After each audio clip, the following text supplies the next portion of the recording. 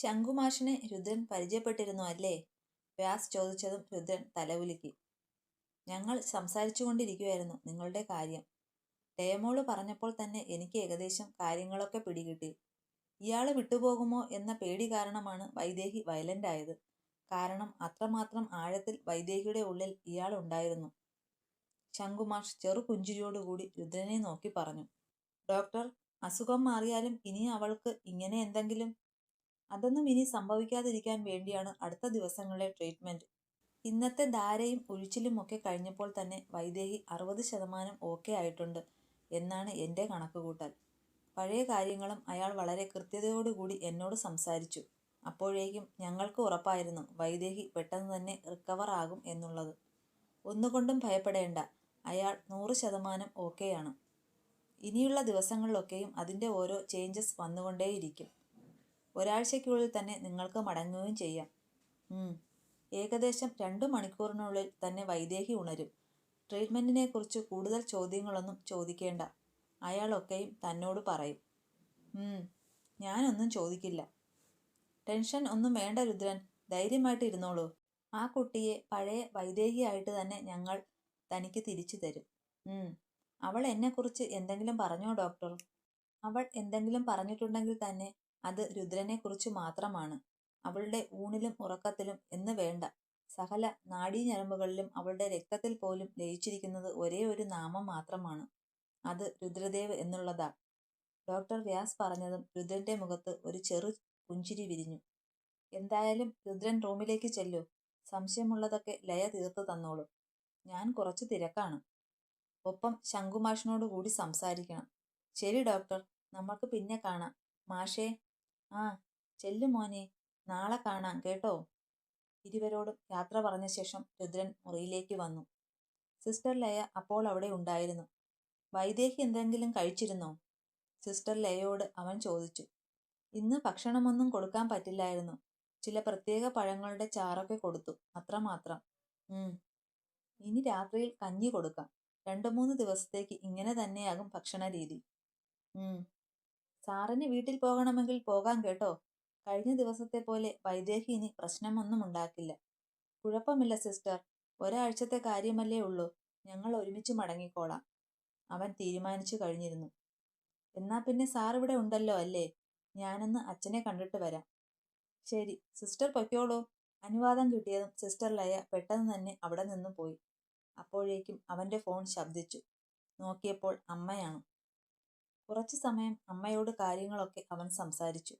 ഒരാഴ്ചയ്ക്കുള്ളിൽ വൈദേഹിയുടെ അസുഖം പൂർണ്ണമായും ഭേദമാകുമെന്ന് ഡോക്ടർ അറിയിച്ച കാര്യം അവൻ അമ്മയോട് പറഞ്ഞു. അത് കേട്ടതും ഗൗരിക്ക് സന്തോഷമായിരുന്നു. കുറച്ചു സമയം കൂടി സംസാരിച്ച ശേഷം അവൻ ഫോൺ കട്ട് ചെയ്തു. എന്നിട്ട് വൈദേഹിയെ നോക്കി. അവൾ അപ്പോഴും ഗാഢനിദ്രയിലായിരുന്നു. വൈദേഹി ഉണരുന്നതും കാത്ത് രുദ്രൻ കാത്തിരുന്നു. കുറച്ചു സമയം കഴിഞ്ഞതും അവൾ പതിയെ കണ്ണു തുറന്നു. ചുറ്റിനും ഒന്ന് വീക്ഷിച്ചുകൊണ്ട് അവൾ എഴുന്നേറ്റു. അപ്പോഴേക്കും കണ്ടു തന്നെ നോക്കിയിരിക്കുന്ന രുദ്രനെ. രുദ്രേട്ടാ, നേരം ഒരുപാടായോ? ഞാൻ വല്ലാണ്ട് അങ്ങോട്ട് ഉറങ്ങിപ്പോയി. അവൾ രുദ്രനെ നോക്കി മെല്ലെ പറഞ്ഞു. നല്ല ഉറക്കമായിരുന്നു.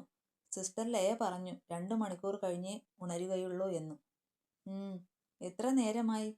അവൾ ക്ലോക്കിലേക്ക് നോക്കിയപ്പോൾ 8 മണിയാവാൻ പോന്നു.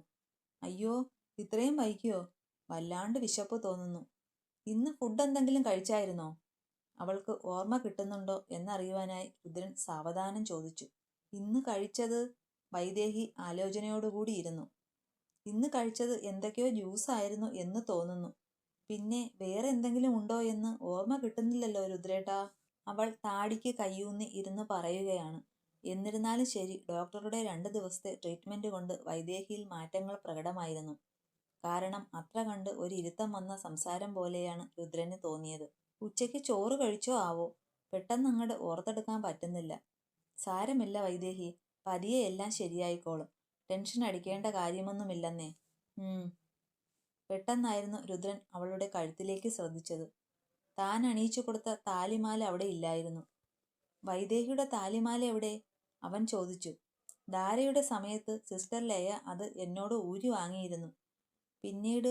പിന്നീട് അത് തിരിച്ചു തന്നോ ആവോ? ഓർത്തെടുക്കാൻ പറ്റുന്നില്ലല്ലോ രുദ്രേട്ടാ. സിസ്റ്റർ ലയയുടെ കൈവശം വൈദേഹി കൊടുത്തു എന്നുള്ളത് ഉറപ്പാണോ? എങ്കിൽ സാരമില്ല, ഞാൻ പോയി ചോദിച്ചോളാം. വൈദേഹി പോയെന്ന് മുഖമൊക്കെ കഴുകി ഫ്രഷാക്. ഞാൻ അപ്പോഴേക്കും സിസ്റ്റർ ലയയെ കൂട്ടിക്കൊണ്ടുവരാം. പിന്നെ രാത്രിയിൽ അത്താഴത്തിന് കഞ്ഞിയും പയറും ഒക്കെ ഉണ്ട്.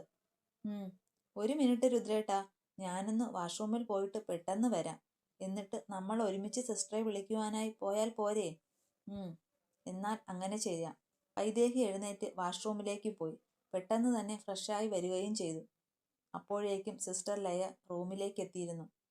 അവളുടെ കയ്യിൽ രണ്ടാൾക്ക് കഴിക്കുവാനുള്ള ഭക്ഷണവും ഉണ്ടായിരുന്നു. സിസ്റ്റർ, വൈദേഹി ഊരിത്തന്ന മാല സിസ്റ്ററുടെ കൈവശമുണ്ടോ? രുദ്രൻ ചോദിച്ചു. ഉണ്ട് കേട്ടോ, ഞാനത് മറന്നുപോയി. സോറി ട്ടോ. ഇപ്പൊ കൊണ്ടുവരാം. ധൃതിയില്ല. വൈദേഹിയുടെ കഴുത്തിൽ കാണാഞ്ഞതുകൊണ്ട് ഞാൻ ചോദിച്ചപ്പോഴാണ് പറഞ്ഞത് സിസ്റ്ററുടെ കയ്യിലേക്ക് ഊരി കൊടുത്തിരുന്നു എന്ന്. ധാരയുടെ സമയത്ത് കാതിലെയും കഴുത്തിലെയും ഒക്കെ ആഭരണം അഴിച്ചു മാറ്റണം. അത് നിർബന്ധമുള്ളതാണേ. ഞാൻ എടുത്തുകൊണ്ട് തരാം കേട്ടോ. ശരി സിസ്റ്റർ. അവൻ തലകുലുക്കി സമ്മതിച്ചു. വൈദേഹിയാണെങ്കിൽ ഇരുവരുടെയും സംസാരം കേട്ടുകൊണ്ട് അരികിലിരിക്കുകയാണ്. ലയ വന്ന് അവളുടെ തോളത്ത് പിടിച്ചു. വൈദേഹി, വിശേഷമൊന്നുമില്ലല്ലോ അല്ലേ? ഇല്ല സിസ്റ്റർ, കുഴപ്പമൊന്നുമില്ല. മിടുക്കി. അസുഖമൊക്കെ പെട്ടെന്ന് മാറും കേട്ടോ. ഇപ്പോൾ രുദ്രേട്ടൻ അടുത്തുള്ളത് കൊണ്ട് ഹാപ്പി ആയില്ലേ? അവളോട് ഇതുവരെയും സംസാരിച്ച അതേ ടോണിലായിരുന്നു സിസ്റ്റർ ലയ ഓരോന്ന് ചോദിച്ചുകൊണ്ടിരുന്നത്. ഹാപ്പിയാണ്. വൈദേഹി പുഞ്ചിരിച്ചുകൊണ്ട് രുദ്രനെ നോക്കി. അവനും ഒന്ന് ചിരിച്ചു. നാളെ കാലത്തെ എഴുന്നേൽക്കണം കേട്ടോ. കൃത്യം 6 മണിക്ക് ട്രീറ്റ്മെന്റ് തുടങ്ങും. ഉച്ചവരേ ഉള്ളൂ. അതിനുശേഷം വൈദേഹിക്ക് ഫ്രീ ആവാം. ഞാൻ വന്നിട്ട് വിളിച്ചോളാം. 5 മണിക്ക് മുന്നേ ഉണർന്നാലേ നമ്മൾക്ക് അപ്പോഴേക്കും റെഡിയായി എത്താൻ പറ്റുള്ളൂ. എല്ലാത്തിനും അവൾ മൂളിക്കേട്ടു. എപ്പോഴും 1000 ചോദ്യങ്ങൾ ഇങ്ങോട്ട് ചോദിച്ചുകൊണ്ടേയിരിക്കുന്ന ആളാ. ഇതെന്താ പറ്റിയേ? ലയ അവളുടെ നെറുകയിൽ തലോടി. മറുപടിയായി വൈദേഹി ഒന്ന് പുഞ്ചിരി തൂകി. അത്രമാത്രം. പണ്ടും ഇവൾ ഇങ്ങനെയാണ്. അധികം സംസാരമൊന്നുമില്ല ആരോടും തന്നെ. പിന്നെ ആകെ കൂടി മിണ്ടുന്നത് ശിവചേച്ചിയോട് മാത്രമായിരുന്നു. സിസ്റ്റർ ലയ ഇറങ്ങിപ്പോയതും രുദ്രൻ പെട്ടെന്ന് ഫോൺ കയ്യിലെടുത്തു. വൈദേഹി, തന്നെ റൂമിലേക്ക് മാറ്റുമ്പോൾ വിളിക്കണമെന്ന് ശിവചേച്ചി എന്നോട് പറഞ്ഞിരുന്നു. പക്ഷേ തനിക്ക് ക്ഷീണമായതിനാൽ ഉറങ്ങിപ്പോയില്ലേ? അതുകൊണ്ട് ചേച്ചിയെ വിളിക്കുന്ന കാര്യം ഞാനും വിട്ടുപോയി. അത് കുഴപ്പമില്ല രുദ്രേട്ടാ. ഇപ്പോൾ വിളിച്ചു തന്നാൽ മതി. ഞാൻ സംസാരിച്ചോളാം. അവൾ പറഞ്ഞതും രുദ്രൻ തൻ്റെ ഫോണിൽ നിന്ന് ശിവയെ വിളിച്ചു. രുദ്ര, നീ എന്താ ഇത്രയും വൈകിയേ? ഞാൻ വാട്സപ്പ് കോളും ചെയ്തിരുന്നു. പക്ഷേ നീ അറ്റൻഡ് ചെയ്തില്ല. അത് പിന്നെ ചേച്ചി, വൈദേഹി നല്ല ഉറക്കത്തിലായിരുന്നു. ഇപ്പോഴാണ് ഉണർന്നത്. പിന്നെ ഞാൻ വാട്സപ്പ് ഓണാക്കി നോക്കിയതുമില്ല. വൈദേഹിയുടെ കയ്യിൽ ഒന്ന് കൊടുത്തേ മോനെ. ശരി ചേച്ചി. അവൻ ഫോൺ അവൾക്ക് കൈമാറി. ഹലോ ശിവചേച്ചി. മോളെ, എന്തൊക്കെയുണ്ട് വിശേഷം? ട്രീറ്റ്മെൻറ്റിലാണ് ചേച്ചി. പിന്നെ ഒരാഴ്ചയ്ക്ക് ശേഷം വീട്ടിലേക്ക് പോകാമെന്നാണ് ഡോക്ടർ പറഞ്ഞത്. മോൾക്ക് ക്ഷീണം വല്ലതുമുണ്ടോ? അങ്ങനെ പറയത്തക്ക പ്രശ്നങ്ങളൊന്നുമില്ല. പിന്നെ ഉറക്കം വന്നുകൊണ്ടിരിക്കുകയാണ്. എപ്പോഴും ഉറങ്ങണം എന്നൊരു ചിന്ത മാത്രമേ ഉള്ളൂ.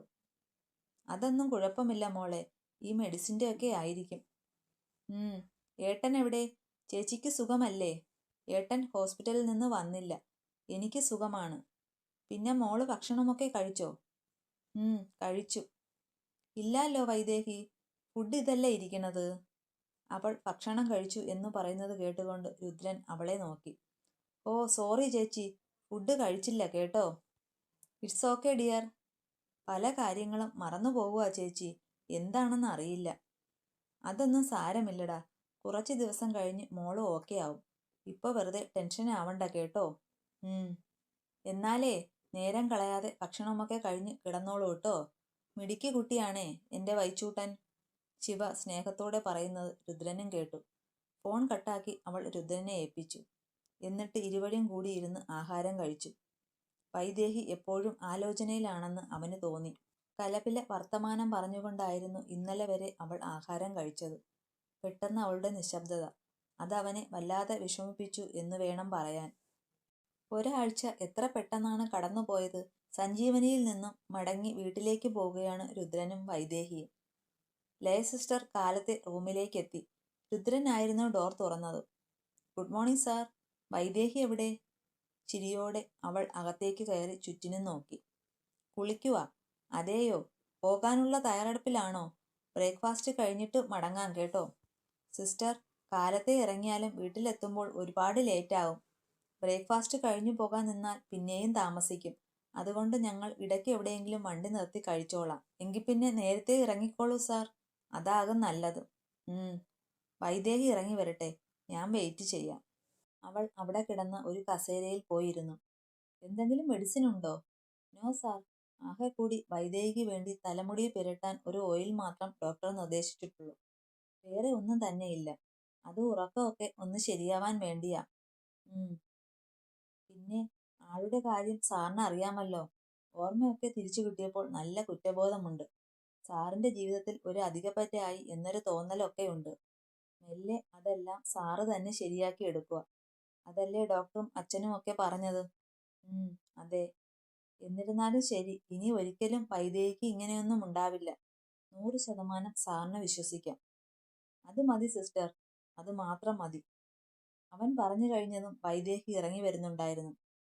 ആഹാ, കുളിയൊക്കെ കഴിഞ്ഞോ മാഡം? പുഞ്ചിരിയോടുകൂടി ലയ എഴുന്നേറ്റ് അവളുടെ അരികിലേക്ക് ചെന്നു. അവളുടെ കയ്യിലിരുന്ന ടവൽ വാങ്ങി മുടിയിലെ വെള്ളമെല്ലാം തോർത്തി കൊടുത്തു. ലയ, ഇനി എന്നാണ് നമ്മൾ കാണുന്നത്? വൈദേഹി ചോദിച്ചതും ഒരു നിമിഷം ലയ ഒന്ന് വല്ലാതെയായി. കാണാം, എവിടെയെങ്കിലും വെച്ച്. പിന്നെ ഇടയ്ക്കൊക്കെ ഇങ്ങോട്ട് വാ. ദൂരമുണ്ടെന്ന് അറിയാം, എങ്കിൽ പോലും. കാണാമല്ലേ? ഷുവർ. ഈ ഭൂമി ഉരുണ്ടതല്ലേടോ. കറങ്ങി തിരിഞ്ഞു വരുമ്പോൾ എവിടെയെങ്കിലും വെച്ച് കാണാം. അവളുടെ കവളിൽ ലയ തലോടി. രുദ്രൻ അപ്പോഴേക്കും ഫ്രഷ് ആവാനായി കയറിപ്പോയി. വൈദേഹിയുടെ നനഞ്ഞ നീളം മുടി എടുത്ത് കുളിപ്പിന്നൽ പിന്നി ഇട്ടുകൊടുത്തത് ലയയായിരുന്നു. ഇനി അവിടെ ചെന്നു കഴിഞ്ഞാൽ എന്നും നെറുകയിൽ സിന്ദൂരമിടണം കേട്ടോ, മറക്കരുത്. ലയ പറഞ്ഞതും അവൾ തലകുലുക്കി. ഒന്നുകൊണ്ടും വിഷമിക്കേണ്ട. നിനക്ക് ഇത്രയും സ്നേഹമുള്ള ഒരു ഭർത്താവിനെ ദൈവം തന്നില്ലേ? എന്തൊരു കരുതലായിരുന്നു രുദ്രന് നിന്നോട്. ഞങ്ങളൊക്കെയും എപ്പോഴും പറയും അയാളുടെ സ്നേഹം. ലയ പറഞ്ഞതും വൈദേഹി ഒന്ന് പുഞ്ചിരിക്കാൻ ശ്രമിച്ചു. നിനക്ക് ഈ ജന്മം ഭർത്താവായി വിധിച്ചത് നിന്റെ രുദ്രേട്ടനെയാണ്. അയാളെ തന്നെ ദൈവം നിന്നിൽ കൂട്ടിയോജിപ്പിച്ചു. ഇനി ഒരിക്കലും ഒരു ശക്തിയും നിങ്ങളെ പിരിക്കാൻ സമ്മതിക്കില്ല. ലയ പറഞ്ഞതും വൈദേഹി എല്ലാം കേട്ടുകൊണ്ട് അനങ്ങാതെ നിന്നു. ആ താലിമാല രുദ്രന്റെ കൈവശമുണ്ട്. ഏതെങ്കിലും അമ്പലത്തിൽ കൊണ്ടുപോയി പൂജിച്ച ശേഷം അത് ഒന്നൂടെ നിന്റെ കഴുത്തിൽ കെട്ടിത്തരും. അച്ഛൻ അതൊക്കെ പറഞ്ഞു കൊടുത്തിട്ടുണ്ട് കേട്ടോ. അവൾ തലകുലുക്കി. ഈ ചിന്തകളൊക്കെ മാറ്റിവെച്ച ശേഷം സന്തോഷമായിട്ട് ജീവിക്കാൻ നോക്കൂ കുട്ടി. ഇനി കാണുമ്പോൾ ഈ കുഞ്ഞു വയറ്റിൽ ഞങ്ങൾക്കൊരു കുഞ്ഞു വൈച്ചുവിനെ കാണണം. ലയ പറഞ്ഞതും അവൾ ലയയുടെ കൈത്തണ്ടയിൽ ഒന്ന് പിച്ചി. ആവു, വേദനിച്ചു പെണ്ണെ, നീ മേടിക്കും കേട്ടോ. ഡോക്ടർ വ്യാസും ശങ്കുമാഷുമൊക്കെ? അവരെ കാണാണ്ട് പോണല്ലോ. അവര് നാളെയേ എത്തുള്ളൂ. സാരമില്ല, ഇടയ്ക്ക് വിളിച്ചാൽ മതി കേട്ടോ. രുദ്രൻ ഇറങ്ങി വന്നതും പിന്നെ ലയ പുറത്തേക്ക് പോയി. അരമണിക്കൂറിനുള്ളിൽ അവർ റെഡിയായി ഇറങ്ങുകയും ചെയ്തു. അവിടെ ഉണ്ടായിരുന്ന സ്റ്റാഫിനൊക്കെ നന്ദി പറഞ്ഞുകൊണ്ട് അവൾ ലയയുടെ ഒപ്പം നടന്നു. കാറിൽ കയറുന്ന നേരത്ത് വൈദേഹി ലയയെ കെട്ടിപ്പിടിച്ചു കരഞ്ഞു. ലയയ്ക്കും വിഷമമായിരുന്നു. രുദ്രന്റെ കയ്യിലേക്ക് അവളുടെ കൈ ചേർത്ത് വെച്ചുകൊണ്ട് ലയ വൈദേഹിയുടെ കണ്ണുനീർ ഒപ്പിക്കൊടുത്തു. I wish you all the very best for your new life. ഇരുവരെയും ആശ്വസിപ്പിച്ചുകൊണ്ട് അവൾ യാത്രയാക്കി. മടക്കയാത്രയിൽ മുഴുവൻ ഇരുവരും മൗനമായിരുന്നു. പലവിധ ചിന്തകൾ ഇരുവരുടെയും ഉള്ളിലൂടെ കടന്നുപോയി. ഇടയ്ക്കൊക്കെ അമ്മയും അച്ഛനും മാറി മാറി വിളിക്കുന്നുണ്ട്. അവർ രണ്ടാളും നോക്കിയിരിക്കുകയാണ്. ശിവയും മാധവും നാട്ടിലില്ല. 1 മാസം കഴിഞ്ഞ് തിരികെ വരുവുള്ളൂ. വൈദേഹി, എന്താ രുദ്രേട്ടാ? താൻ എന്താണ് ഒന്നും മിണ്ടാതെ ഇരിക്കുന്നേ? ഏയ്, ഒന്നുമില്ല. പിന്നെന്താ ഈ മൗനം? രുദ്രേട്ടൻ വണ്ടി ഓടിക്കുമല്ലേ? ശല്യം ചെയ്യണ്ട എന്ന് തോന്നി. വൈദേഹി ഒരിക്കലും എനിക്കൊരു ശല്യമല്ല. എപ്പോൾ വേണമെങ്കിലും തനിക്ക് എന്നോട് എന്തും തുറന്നു സംസാരിക്കാം കേട്ടോ. ഇങ്ങനെ ഒന്നും മിണ്ടാതെ ഇരിക്കുമ്പോൾ എനിക്ക് വല്ലാത്ത ബുദ്ധിമുട്ട്. സോറി ഏട്ടാ. സത്യം പറഞ്ഞാൽ എന്താണ് ഏട്ടനോട് പറയേണ്ടതെന്ന് പോലും എനിക്ക് അറിഞ്ഞുകൂടാ. അതെന്താ അറിയാൻ പാടില്ലാത്തത്? ഓർമ്മ വെച്ച നാൾ മുതൽക്കേ നിനക്ക് രുദ്രേട്ടൻ മാത്രം മതിയായിരുന്നല്ലോ. എന്നിട്ടിപ്പോൾ എന്തേ? പെട്ടെന്ന് അവൻ ചോദിച്ചതും വൈദേഹി ഒന്ന് പതറി.